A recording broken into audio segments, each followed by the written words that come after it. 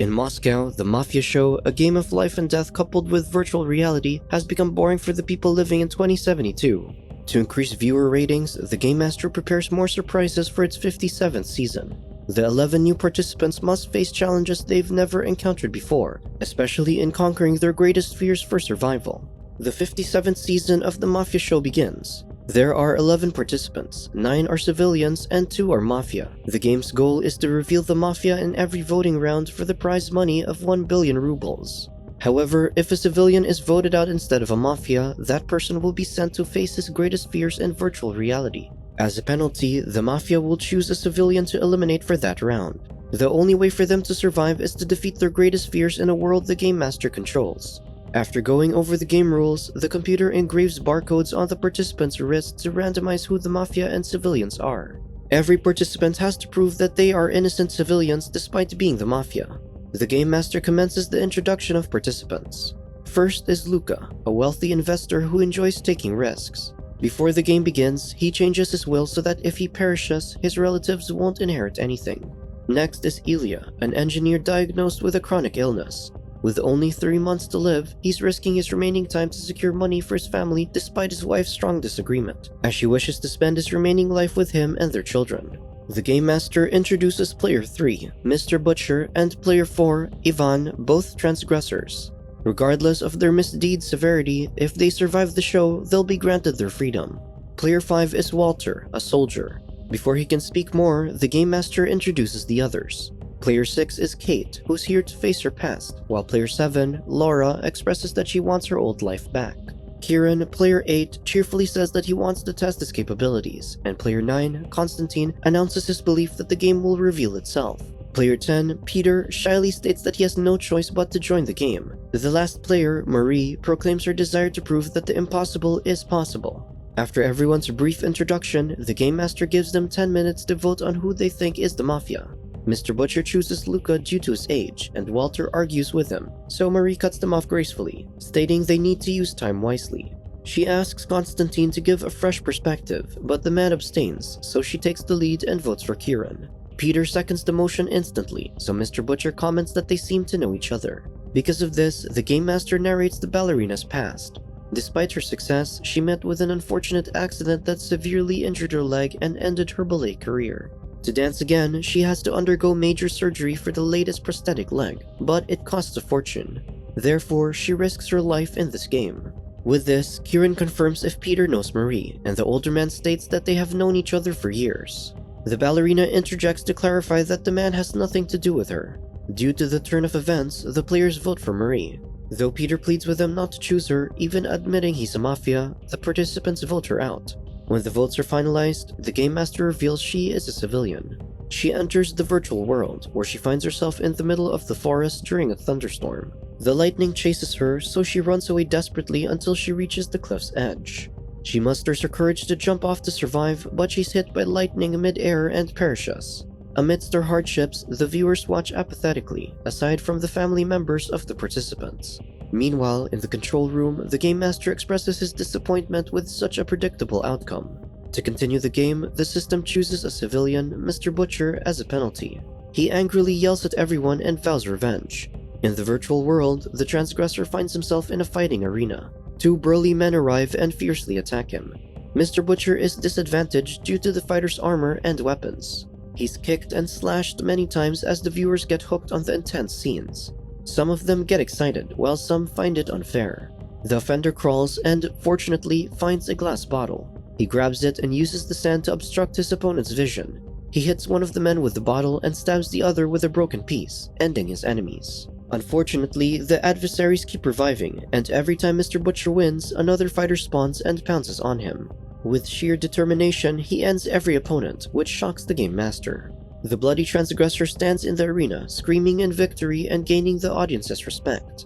Mr. Butcher proudly fixes his hair and declares his freedom. He steps back and trips on a rock, making him fall on the debris with metal sticking from it, stabbing the player's throat and head, ending his life, and the Game Master condescendingly smirks.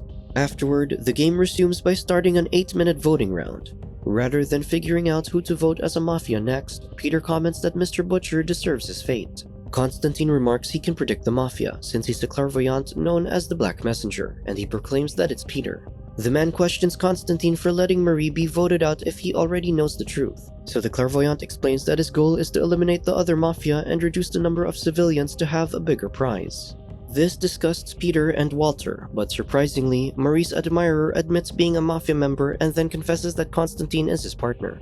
Ilya points out that it seems too easy to win if Peter is telling the truth, which Ivan agrees with. Despite the doubts, Kieran commences the voting, and Peter nominates Constantine, to which Laura and Ilya join, but the rest vote for Peter. After the votes are finalized, it's revealed that Peter is a civilian, so the players feel remorseful aside from Constantine, who maintains his smirk. In the virtual world, Peter wakes up on a small boat in the middle of the ocean. Suddenly, water springs from the boat, and he covers the hole, which injures his hand. However, blood drips into the water, attracting the nearby sharks. He tries to paddle away, but it breaks. He strikes a shark with the sharp edge of the broken paddle, and the other predators attack their own due to the blood. Peter jumps into the ocean to swim ashore while the sharks are distracted. But as he nears the land, it turns into ashes. A wave sweeps over him, pushing him underneath, where he sees Marie swimming toward him. He smiles gently, but the woman's image is erased by a shark that opens its mouth to attack him. Then, the Game Master announces his demise. Since the players consecutively chose 3 civilians, they are given a chance to vote one more time, and the Game Master narrates Walter's life. He's a soldier who has post-traumatic stress disorder as he was sent to war zones many times, especially on his last mission, where a wrong decision took the lives of the recruits. Ivan asks him what he said to the victims, and the older man criticizes him instead. Laura, who's been quiet, stops Walter from scrutinizing Ivan. This time, the Game Master narrates Ivan's life. He and his friends graduated from the university and celebrated in the car while drinking. Unfortunately, the vehicle crashed, ending the lives of 2 of his friends. The trial was quick as he was found guilty and sentenced to a lifetime in prison for driving the car. Walter aggressively condemns Ivan, and Laura argues with him more, which leads to them voting against each other. Due to Walter's behavior, the players find him more likely to be a Mafia. Kate interjects, but the soldier gets cast out. Later on, he's revealed as a civilian. In the virtual world, Walter is on a mission where he earnestly commands his men.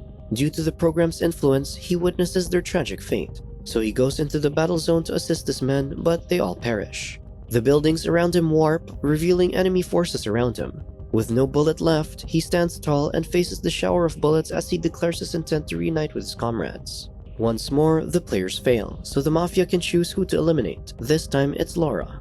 The Game Master narrates that Laura had a perfect life until she became a drunkard. Because of this, she lost her family. For 8 years, she remained secluded in the house, unable to jump off a bridge due to her fear of heights. Laura cuts off the narration and recalls that the only time she went out was during Ivan's accident as she witnessed his innocence. But the parents of Grisha, the real driver's parents, pleaded with her to frame Ivan.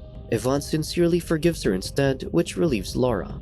In the virtual world, Laura finds herself in an airplane when black smoke surrounds it. Everything the smoke touches rots, and the plane disintegrates. She can only helplessly sit until the plane crashes down. Now, only 6 players remain, and they are given 4 minutes to find out who the Mafia are.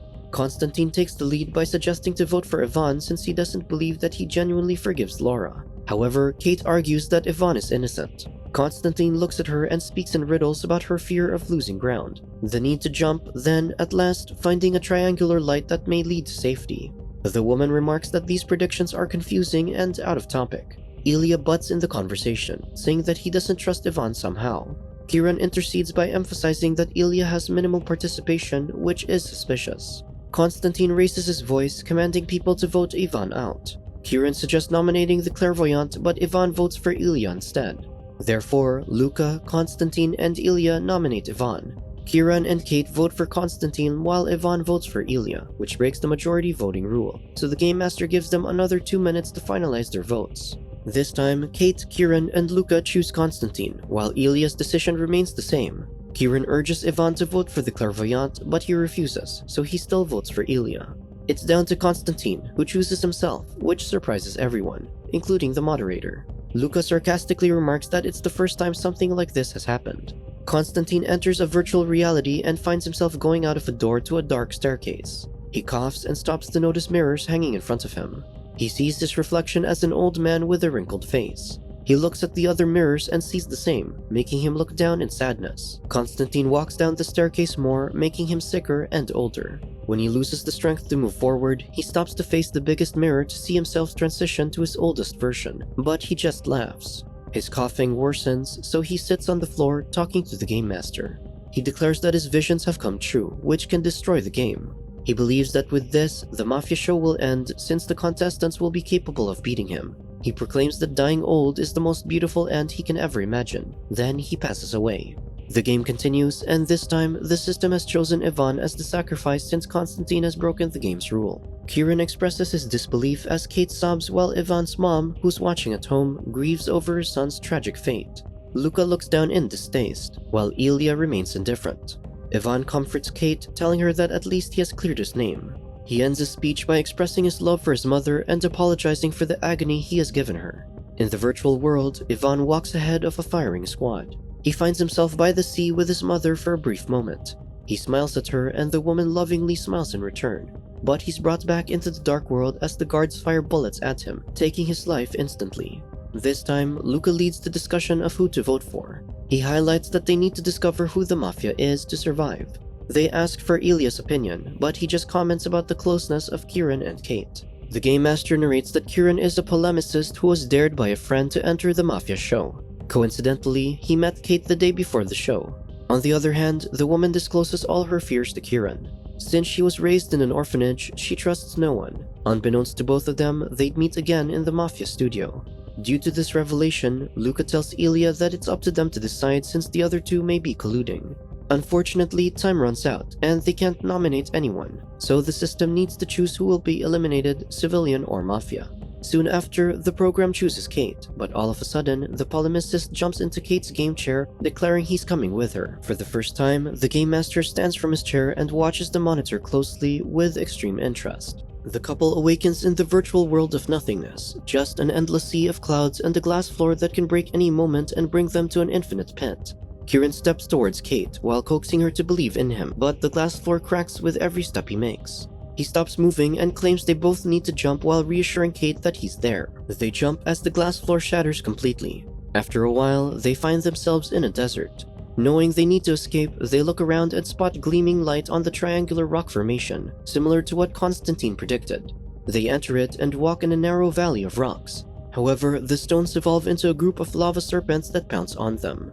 They're still chasing their breaths when a giant lava monster awakens to assail them, making Kieran realize this isn't only Kate's fear. The lady asks him about his fear, and he confesses that losing her is what he's afraid of, so he directs her to hide as he faces the monster in a hopeless battle. When the Titan is about to grab Kieran, the light rays from the triangular entrance hits the monster's face, and it writhes in agony, so the two discover that its weakness is the light. Kieran sees the metal necklace hanging from the Titan's neck, so he parkours from using the giant's arm to grab the pendant. He holds the metal at an angle that reflects the light toward the monster, and soon it turns into dust. They notice that the triangular metal necklace is the missing piece in the nearby totem's eye, so Kieran places it carefully in the hole. The stone totem splits apart just enough to reflect the light from the triangular entrance that creates a pathway toward a house. Instead of an exit, they find themselves in the orphanage where Kate was raised. She says she joined the game to discover her past, but Kieran gently reminds her that everything she sees here isn't real, hindering her from knowing the truth. With this, the man asks Kate to compose herself and overcome her fears of the past. So Kate closes her eyes and the world around them morphs into the control center, where they meet the moderator for the first time. The studio dims and the Game Master announces that according to the rule, when a civilian and a Mafia are left at the end of the game, the prize will be granted to the Mafia. The viewers are left hanging by a commercial promising to reveal who the remaining Mafia is. Meanwhile, the Game Master explains that Constantine predicted that Kate and Kieran would raise variables in the game. The moderator also informs them that their real bodies are still within the studio and that the show's ending has already been predetermined for the viewers. He adds that their efforts are useless since this Mafia game is still connected to his brain and nothing can destroy it. With the press of a button, the two awaken at the studio. Kieran tells Kate that the critical thing is that they're together, but the woman is interested in who the remaining Mafia is. When Ilya comes home and his family warmly welcomes him, he apologizes for the agony he put his wife through, but the loving woman is simply happy that he's safe and sound. However, he confesses that he won the game and he's the remaining Mafia. Instead of 3 months, he lives with his loving family for 10 months. Fortunately, Luca goes home unscathed, so the first thing he does is disinherit his grandchildren and donate his fortunes to Kate's previous orphanage. Ivan's mother receives flowers daily in memory of her son, which the woman bittersweetly appreciates. In a short while, Kate and Kieran pay respect to Constantine's tomb. The lady praises how the clairvoyant fought to end such an inhumane game, but she also expresses how terrible she feels that they couldn't win and destroy it. Kieran smiles reassuringly, saying it's just the beginning. After some time, Kieran stands outside the Mafia studio, enlisting for another season, this time as a Mafia himself.